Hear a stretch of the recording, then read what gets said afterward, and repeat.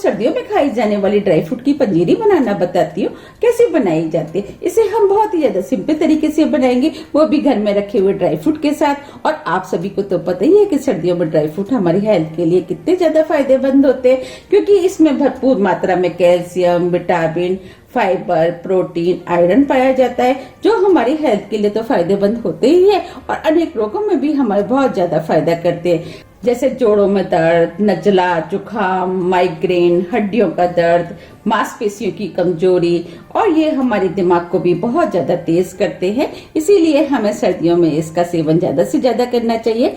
चलिए देर न करते हुए अब हम रेसिपी बनाना शुरू करते हैं। रेसिपी बनाने के लिए ये हमने सभी ड्राई फ्रूट 50-50 ग्राम लिए हैं।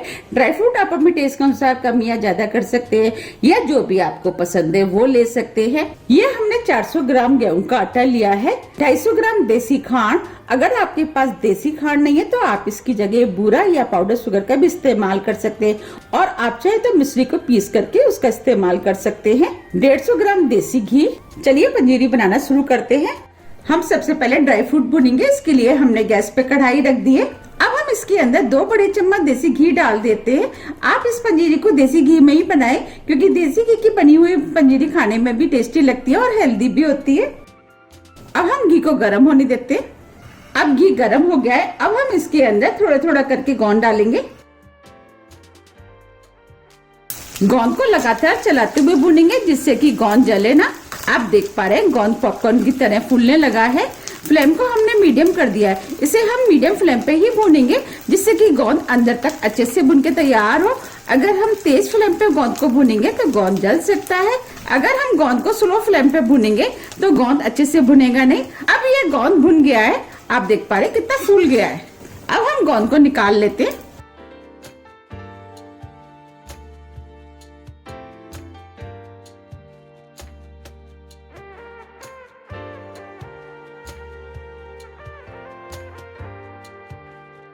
अब हम कढ़ाई में थोड़ा सा गोंद और डाल देते हैं। अब हम थोड़ा थोड़ा गोंद डालते जाएंगे, भूनते जाएंगे। अब ये गोंद भी भुन गया है। अब हम इसे भी निकाल लेते हैं। इस तरीके से हम सभी गोंद को भून के तैयार कर लेंगे।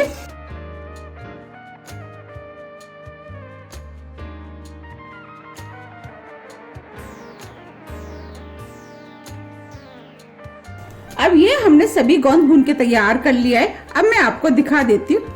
देखिए हम गोंद को दबा रहे हैं तो इजीली ये टूट रहा है। बस हमें इसी टाइप का भुना हुआ गोंद चाहिए। अब जो कढ़ाई में घी बचा है, अब हम इसमें 1 चम्मच घी और डाल देते हैं।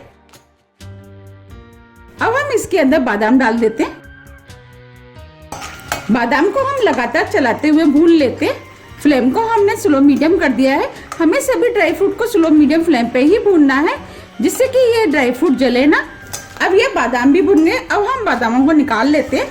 आप मुझे जल्दी से जल्दी कमेंट्स करके ये बताइए कि आपको कौन से ड्राई फ्रूट ज्यादा पसंद है। ये हमने बादामों को निकाल लिया है। अब हम इसमें काजू डाल देते हैं। काजू को भी लगातार चलाते हुए भून लेते हैं। काजू बहुत जल्दी भुन के तैयार हो जाते हैं। सभी ड्राई फ्रूटों को लगातार चलाते हुए भूनना है। अब ये काजू भी भुन गए। अब हम इनको भी निकाल लेते हैं।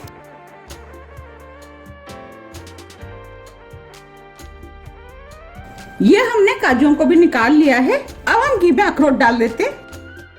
अखरोटों को भी इसी तरीके से लगातार चलाते हुए भून लेते हैं। अब ये अखरोट भी भुन गए हैं। अब हम इनको भी निकाल लेते हैं।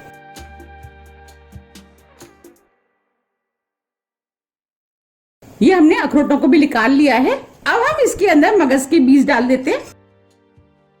बीजों को भी लगातार चलाते हुए भून लेते हैं। अब ये बीज भी भुन गए हैं। अब हम इनको भी निकाल लेते हैं।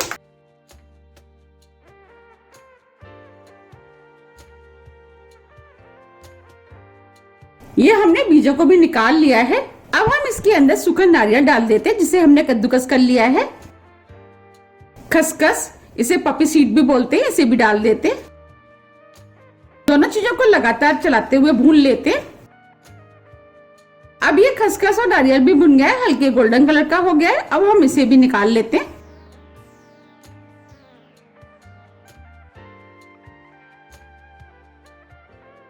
ये हमने खसखस और नारियल को भी निकाल लिया है। अब हम इसी कढ़ाई में 1 चम्मच घी और डाल देते हैं।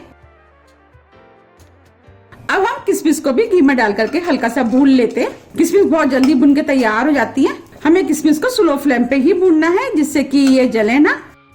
अब ये किशमिश भी भुन गई है, अब हम इसे भी निकाल लेते हैं।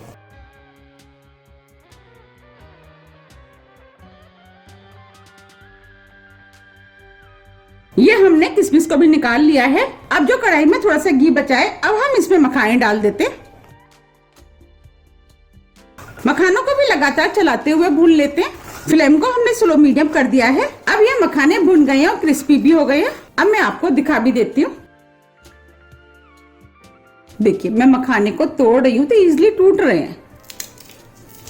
देखिए बस हमें इसी टाइप के भुने हुए मखाने चाहिए। अब हम मखानों को भी निकाल लेते हैं।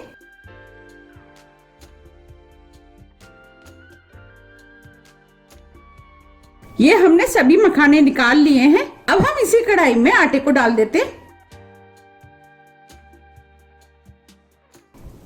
अब जो घी बचा था उस घी को भी हम आटे में डाल देते हैं। घी को आटे में अच्छे से मिक्स कर लेते हैं। अब हम इस आटे को लगातार चलाते हुए स्लो मीडियम फ्लेम पे गोल्डन ब्राउन कलर का होने तक भुनेंगे। इस आटे को लगातार चलाते हुए भुनना है जिससे कि आटा तली में ना लगे। इस आटे को भुनने में 8 से 10 मिनट का टाइम लगता है। अब ये आटा भी भुन गया है। बस हमें इसी टाइप का भुना हुआ आटा चाहिए। हमने इस आटे को स्लो मीडियम फ्लेम पे भुना है। हम आटे को जितना स्लो मीडियम फ्लेम पे भुनेंगे आटा उतना ही अच्छा भुन के तैयार होगा। इसको भुनने में 10 मिनट का टाइम लगा है। आटे को आप अपने टेस्ट के अनुसार थोड़ा सा कम या ज्यादा भी भून सकते हैं, लेकिन मेरे हिसाब से ये आटा बिल्कुल ठीक है। अब हम फ्लेम को ऑफ कर देते हैं। आटे को हल्का ठंडा होने देते हैं। जब तक आटा ठंडा हो रहा है हम ड्राई फ्रूट देख लेते हैं। अब ये सभी ड्राई फ्रूट ठंडे हो गए हैं। अब हम गोंद को इस कटोरी से हल्का सा क्रैश कर लेते हैं। हमें इस तरीके से क्रैश करना है। हमें इस गोंद को मिक्सी से नहीं पीसना। अगर हम गोंद को मिक्सी से पीसेंगे तो गोंद एकदम महीन पिस जाएगा, फिर वो खाने में उतना टेस्टी नहीं लगता है। अगर हम इस तरीके से कटोरी से इसकी पीस करेंगे तो जब गोंद का छोटे छोटे पीसेस मुंह में आएंगे तो गोंद खाने में बहुत ही ज्यादा टेस्टी लगता है। ये पंजीरी खाने में बहुत ही ज्यादा टेस्टी लगती है। आप इस पंजीरी को सर्दियों में एक बार जरूर ट्राई कीजिएगा। आपको ये पंजीरी बहुत ज्यादा पसंद आएगी क्योंकि ये पंजीरी बहुत ही ज्यादा हेल्दी होती है। ये हमने गोंद को क्रैश कर लिया है। अब जो ड्राई फ्रूट बचे हैं उनको हम मिक्सी में डाल करके दरदरा पीस लेते हैं। इसमें से हम थोड़े से ड्राई फ्रूट बचा लेते हैं गार्निशिंग के लिए। जो हमने आटा भुना था वो भी ठंडा हो गया है। अब हम इसके अंदर गोंद डाल देते हैं।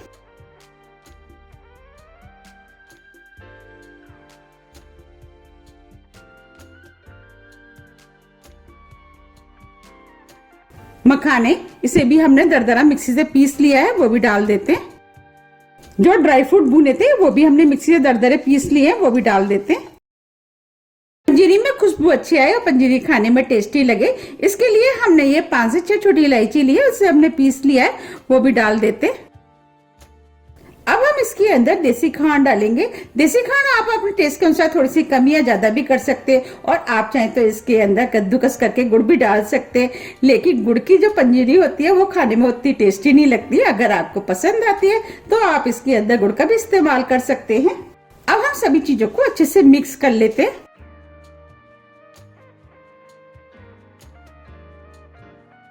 ये हमने सभी चीजों को अच्छे से मिक्स कर लिया है। अब हम इस पंजीरी को सर्व कर लेते हैं। आप देख पा रहे कितनी बढ़िया पंजीरी बनके तैयार हुई है।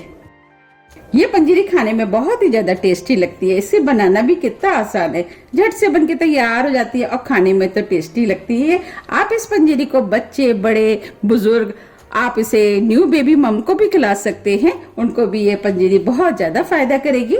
आप इस पंजीरी को सुबह शाम 1 गिलास दूध के साथ 2 बड़े चम्मच खा सकते हैं।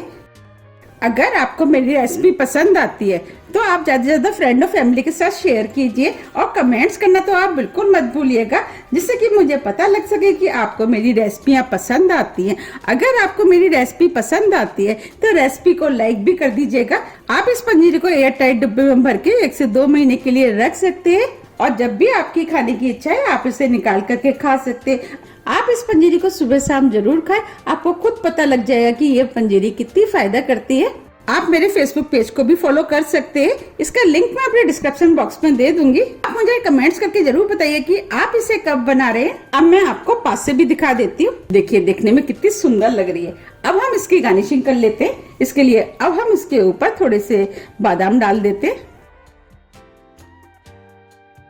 थोड़े से काजू, मखाने, थोड़ी सी किशमिश। अगर आपको मेरी रेसिपी थोड़ी भी पसंद आती है तो रेसिपी को लाइक कीजिए, चैनल को सब्सक्राइब कीजिए। सब्सक्राइब बटन के बगल में जो बेल आइकन है उसे आप प्रेस करना ना भूलिए, जिससे कि मेरी आने वाली वीडियो का नोटिफिकेशन आपको सबसे पहले मिल सके।